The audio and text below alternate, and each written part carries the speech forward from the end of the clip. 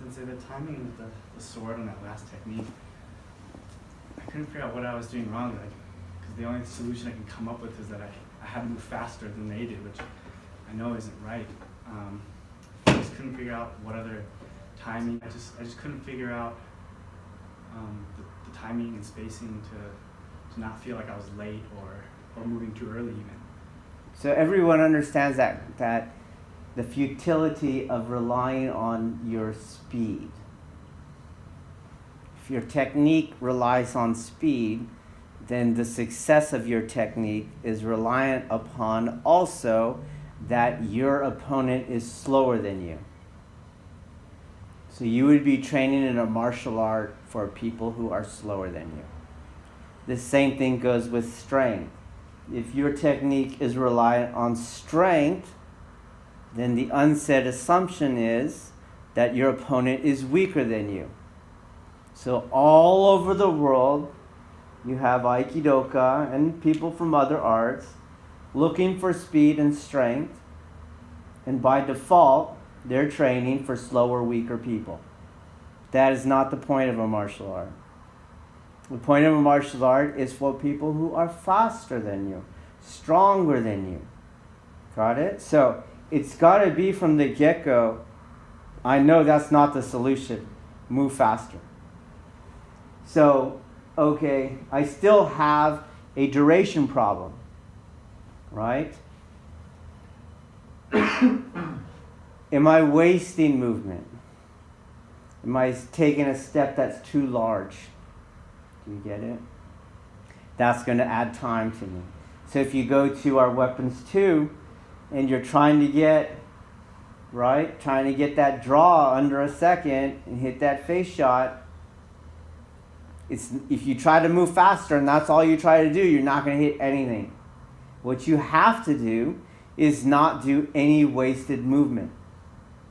When we film us and we have an observer, people are moving their shoulders, they're leaning their torso, right? They have some weird ways that they're presenting the gun out of the holster, and all that is adding those fractions of a second in there, and now you're over the second.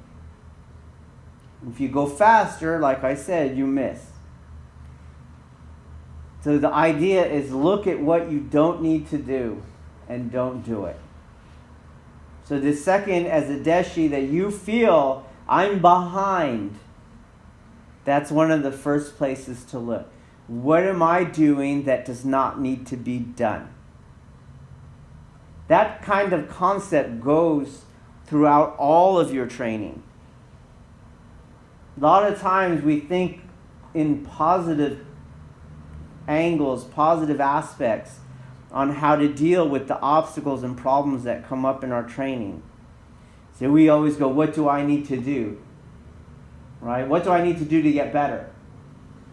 You'll have more success if you go, what do I need to stop doing to get better? Maybe I need to stop staying up late at night. Maybe I need to stop sleeping in. Right? Maybe I need to stop cruising the internet all night. Maybe I need to stop wasting my time at work. Maybe I need to stop that friendship. Maybe I need to stop that crappy eating. You get it?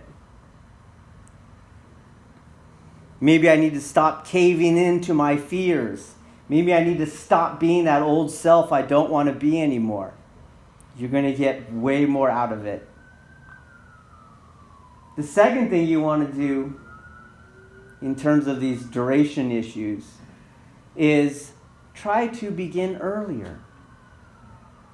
Beginning earlier does not mean going faster.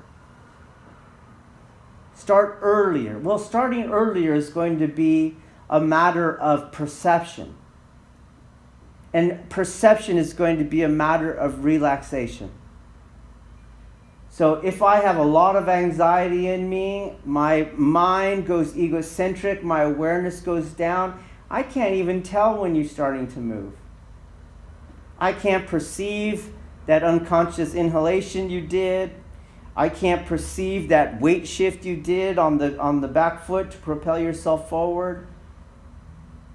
the kind of unconscious opening and widening of the eyes and the flaring of the nostrils, all these behavioral cues, these pre-aggression behavioral cues, I just don't see them. Why? Because I'm so nervous of getting hit that my concern is me, me, me. So my mind goes egocentric, my awareness goes down, and I have to start later. Not until this huge event has already fully manifested itself. It's too late then. Nothing works like that. That's why they have weight categories, because you're going to get hit. That's why they have no weapons, because you're going to get killed. You have to catch these things way before full manifestation. And so you need to be relaxed, and awareness has to be up and out. You must reconcile that urge towards egocentricity, or you do not get to start earlier. Then the third thing is get more movement out of them. Many times you guys stop them. You don't use the yin space to pull them in to keep their full range of motion going. So their movement stops way before you're done. You got to pull out the movement out of them. Keep going. You almost got it, buddy. You almost... Right? So now you've slowed them down. And all those things, yes, they go on top of your body conditioning, right? Your strength conditioning, your flexibility, your mobility. You have to assume those things. You can't be a slug. You can't be a couch potato. This is not a philosophy 101 class at a university, right? You get that, right? Right. So once physically you're in the ballpark, then that is how to approach this solution. Okay? Just accept from the get-go that urge to go faster. It's not good. You know, when we were in the handgun class, before we had the laser rounds, everyone was making it. Everyone was making that headshot, and everyone was making it under a second. Remember? But once we got the marker, and then you're like, oh man, I can't even get under that second time. Okay. So don't rush. It'll make the technique. So as I was watching you, when you rushed, you started cutting on the side of your head, and as a result, you have to now aim, because your body, the center line of your body can't be used as a reference. You know, in conjunction with, that's not a power line. Okay? And you're not dominating the center line now. So both tactically and biomechanically, it's an inferior thing. Anything else? You mentioned it as part of that response, but just I was noticing how with the increased stress of the weapons, I was having a really hard time allowing that yin space and allowing them to come in, and so the technique was not really manifesting. Yeah, so the anxiety, right, you can probably get it more clearly outside of the dojo, where when we are being driven in a reactivity via our fears, we have a resistance to what's happening, and that resistance usually manifests itself in ways that we would describe as pushing away. I might physically push someone, I might physically hit someone, but I might also go, I need boundaries from you. If I don't have boundaries, you're going to walk all over me, right?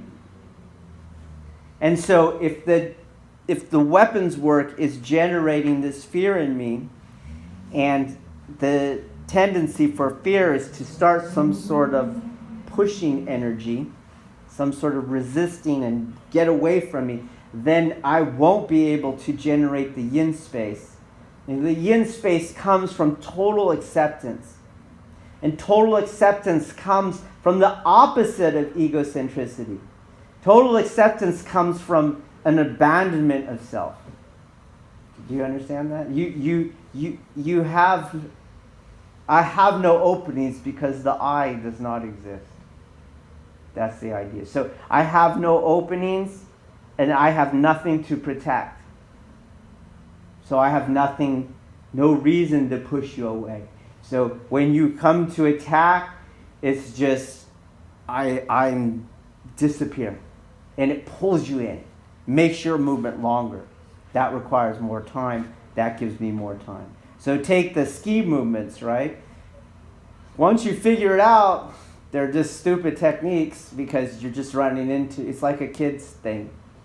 Like a little kid, you wait till they get in arm's reach and you touch their forehead, right? And they're, that kind of thing. But the hard part is it's not easy to disappear. It's not easy to let go of ourselves, right? And so that's where the training rests. So if you're going to do weapons work and the whole time, all you're practicing is pushing away, pushing away, pushing away,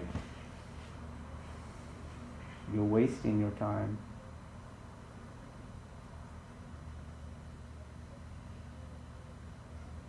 Remember, we understand Budo training as fear reconciliation training. Some of you are so young, you don't understand that yet. There's no need for it. Your parents do.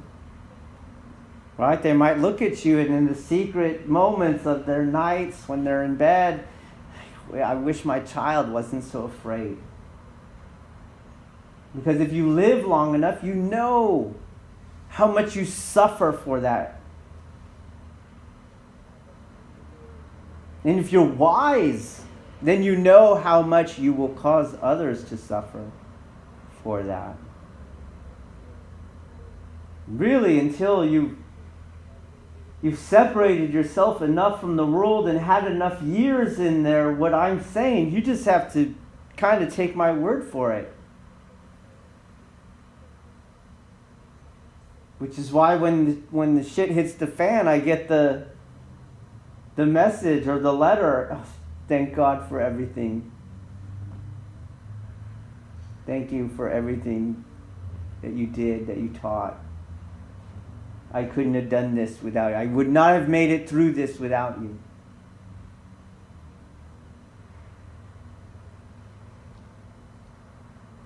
So it's easy when you're doing weapons work and you hate it and you want it to stop.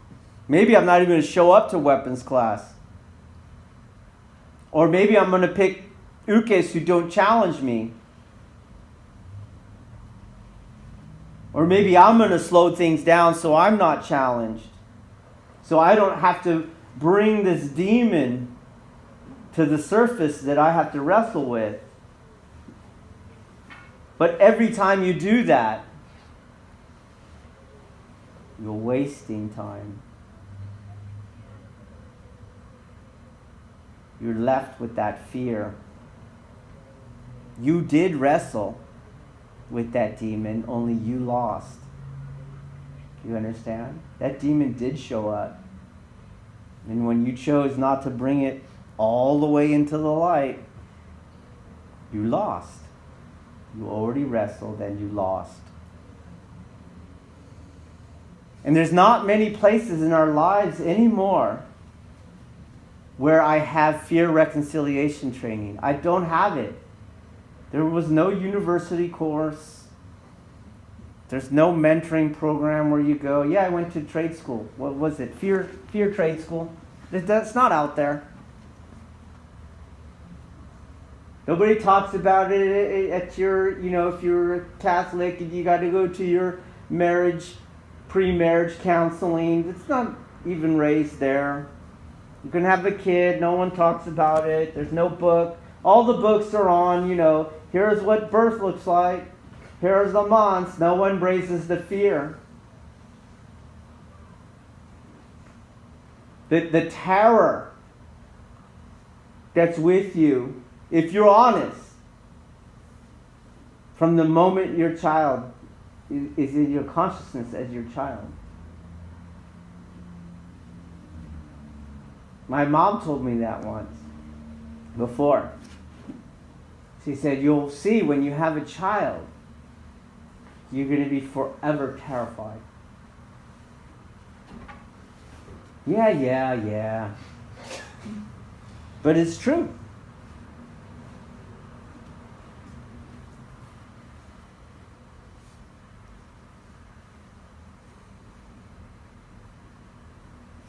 So this place and this training, this practice is very important. Because if you look outside, where most people are not doing this, you can see that demon, fear, is winning. It's everywhere. And everyone's solution is to intoxicate and distract.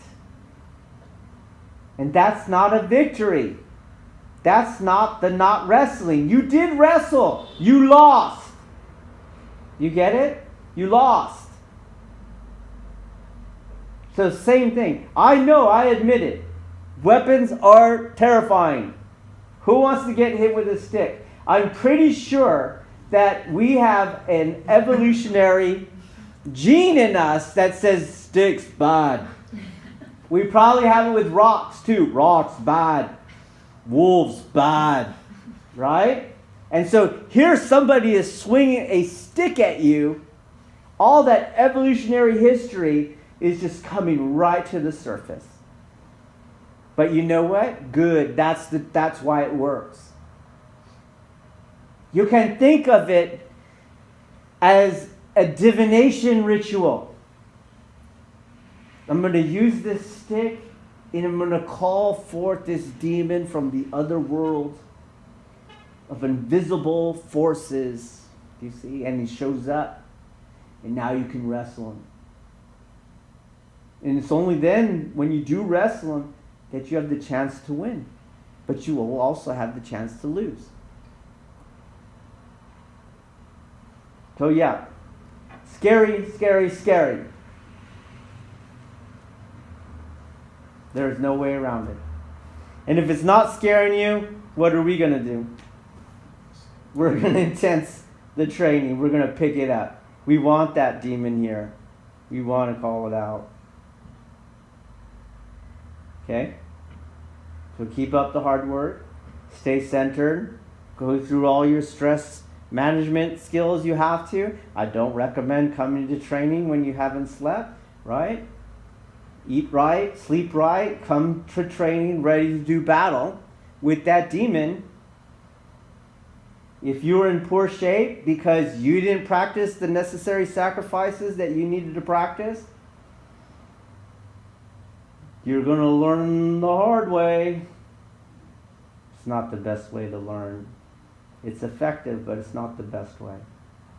Okay? So do everything you need to do because you know what you're going to end up doing. Put everything as much as you can on your side. Set yourself up for possible success, not for inevitable failure. Right? I know some of you come here last second. I don't know how you do it. Like mentally.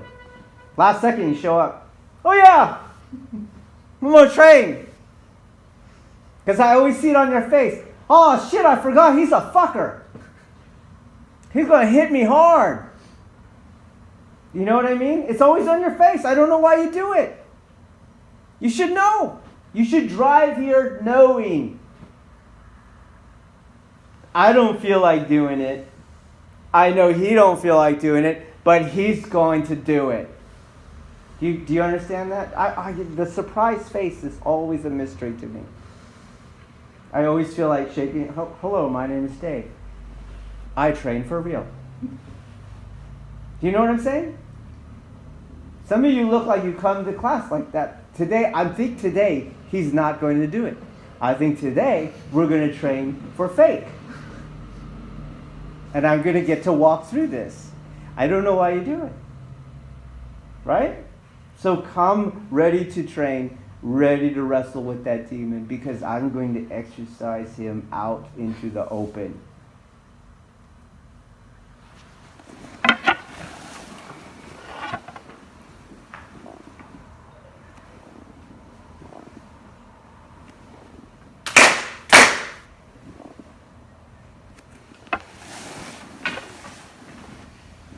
Good morning,